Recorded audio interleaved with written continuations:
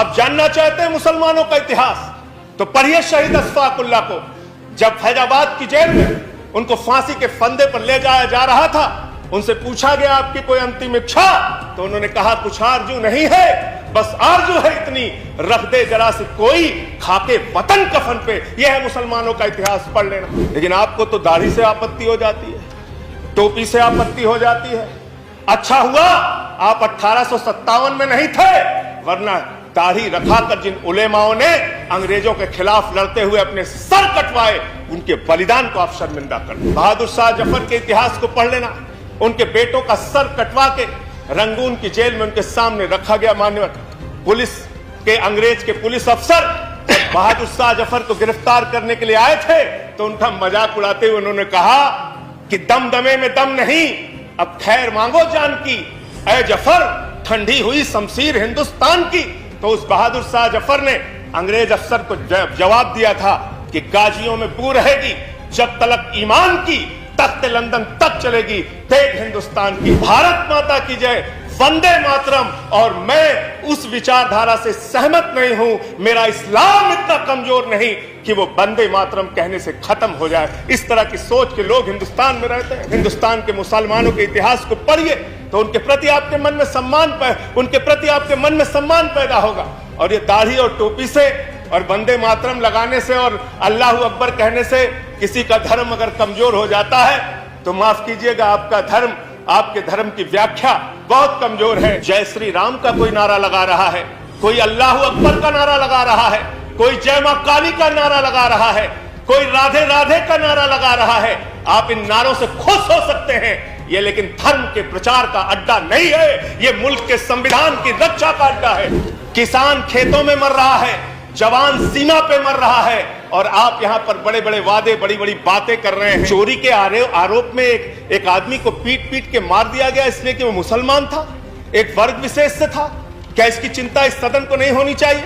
क्या धर्म के नाम पे इस देश के अंदर बंटवारे चलते रहेंगे? 2014 से हमने देखा है नया भारत, जिस नए भारत के अंदर मॉब लिंचिंग करके लोगों को मारा गया। हमने देखा है वो नया भारत जिसमें 15 लाख का वादा करके इस देश के लोगों को धोखा देने का काम किया गया। हमने देखा है वो नया भारत जिसमें 2 करोड़ नौजवानों को हर साल नौकरी देने की बात कह के 84% रोजगार घटा है। और हिंदुस्तान की आजादी के बाद पहली बार ऐसा हुआ कि 45 वर्षों में बेरोजगारी का स्तर सबसे ज्यादा अगर बढ़ा है तो इस कार्यकाल में बढ़ा है। हमने देखा है नया भारत मानो। और प्रधानमंत्री जी जिस दिन प्रचंड बहुमत लेकर आए, हम सब ने उनको बधाई दी, शुभकामनाएं दिया मान्यवर। और उन्होंने एक बात कही थी कि सरकारें बहुमत से चलती हैं लेकिन देश सर्वमत से चलता है। बहुत अच्छा लगा सुन के, मन प्रसन्न हो गया। लेकिन हमने देखा वो सर्वमत का देश, हमने देखा किस तरह का वातावरण इस पार्लियामेंट के अंदर बनाया गया, लोकसभा के अंदर बनाया गया। हमने देखा मान्यवर, इस संविधान के तहत इस लोकसभा राज्यसभा का गठन हुआ है। ये लोकतंत्र का सर्वोच्च मंदिर है मान्यवर। और इस सर्वोच्च मंदिर में जय श्री राम का कोई नारा लगा रहा है, कोई अल्लाह अकबर का नारा लगा रहा है, कोई जय मां काली का नारा लगा रहा है, कोई राधे राधे का नारा लगा रहा है। आप इन नारों से खुश हो सकते हैं, ये लेकिन धर्म के प्रचार का अड्डा नहीं है, ये मुल्क के संविधान की रक्षा का अड्डा है। ये बाबा साहब भीमराव अंबेडकर के संविधान की रक्षा का अड्डा है मान्यवर। जिस सपने को लेकर हमारे वीर सपूतों ने अपने प्राणों की आहुति दी, उस सपने की रक्षा को करने का ये मंदिर है मान्यवर। यहाँ पर नारे लगा के हम एक दूसरे के ऊपर खुश हो सकते हैं। वंदे मातरम पे सवाल उठाते हैं, मुसलमानों की देशभक्ति पे आप सवाल उठाते हैं, और कुछ लोग ऐसी टिप्पणी भी करते हैं जो मेरी समझ में नहीं आता। मैं अन्ना जी के आंदोलन के मंच का संचालन कर रहा था मान्यवर। मेवात से एक मुस्लिम लड़की उस मंच के संचालन के दौरान कही कि उसने कहा कि मैं समर्थन देने आई हूं, भाषण देना चाहती हूं। भाषण जब उसने समाप्त किया उस मुस्लिम लड़की ने, तो उसने कहा भारत माता की जय, भारत माता की जय, वंदे मातरम। और मैं उस विचारधारा से सहमत नहीं हूं, मेरा इस्लाम इतना कमजोर नहीं कि वो वंदे मातरम कहने से खत्म हो जाए। इस तरह की सोच के लोग हिंदुस्तान में रहते हैं। मैं जिस सुल्तानपुर के छोटे से शहर में काम करता था, वहां मेरे साथ शमशाद भाई काम करते थे। बहुत आपसे ज्यादा तेज भारत माता की जय वो लगा सकते हैं, वंदे मातरम लगा सकते हैं। आप आज इस नए भारत में कर क्या रहे हैं? झारखंड में क्या हुआ मान्यवर? चोरी के आरोप में एक आदमी को पीट के मार दिया गया इसलिए कि वो मुसलमान था, एक वर्ग विशेष से था। क्या इसकी चिंता इस सदन को नहीं होनी चाहिए? क्या धर्म के नाम पे इस देश के अंदर बंटवारे चलते रहेंगे? ये विविधता में एकता वाला देश है। यहाँ पे सभी धर्म, सभी जाति, सभी वर्ग के लोगों को सम्मान से रहने का हक है। लेकिन आपको तो दाढ़ी से आपत्ति हो जाती है, टोपी से आपत्ति हो जाती है। अच्छा हुआ आप 1857 में नहीं थे, वरना दाढ़ी रखाकर जिन उलेमाओं ने अंग्रेजों के खिलाफ लड़ते हुए अपने सर कटवाए, उनके बलिदान को आप शर्मिंदा करते, उनके बलिदान को आप शर्मिंदा करते। आप जानना चाहते हैं मुसलमानों का इतिहास, तो पढ़िए शहीद अशफाकुल्लाह को। जब फैजाबाद की जेल में उनको फांसी के फंदे पर ले जाया जा रहा था, उनसे पूछा गया आपकी कोई अंतिम इच्छा? तो उन्होंने कहा कुछ आरजू नहीं है, बस आरजू है इतनी, रख दे जरा से कोई खाके वतन कफन पे। यह है मुसलमानों का इतिहास, पढ़ लेना। बहादुर शाह जफर के इतिहास को पढ़ लेना।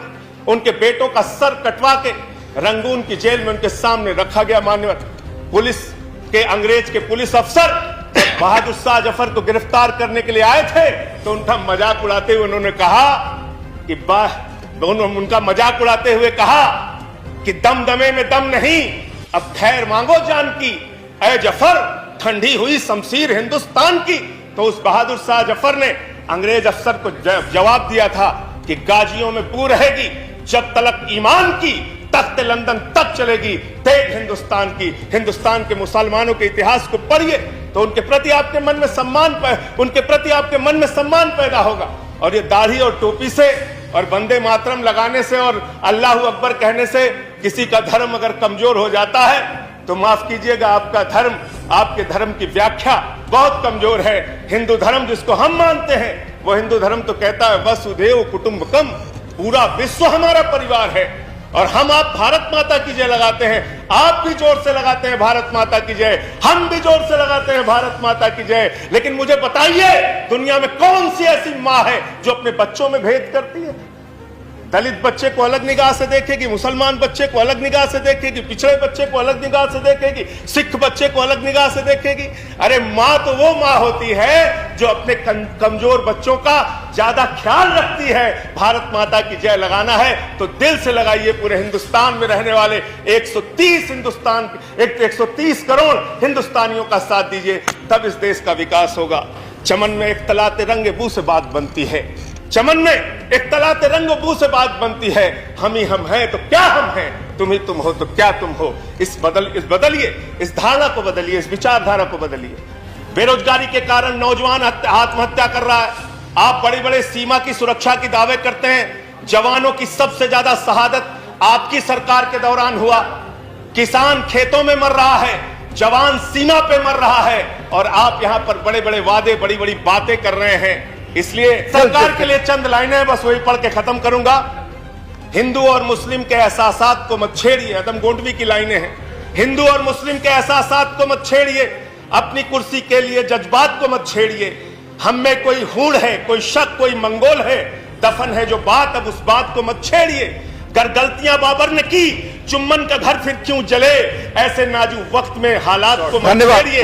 छेड़िए एक जंग मिलजुल कर गरीबी के खिलाफ। दोस्तों मेरे, मजहबी नगमात को मत छेड़िए। इन्हीं पंक्तियों के साथ सबका साथ सबका विकास आप करिए। डॉक्टर किरोड़ी लाल मीणा, डॉक्टर किरोड़ी लाल मीणा और राष्ट्रपति किरोड़ी लाल मीणा जी, प्लीज समर्थन करता हूं। अब आपकी बात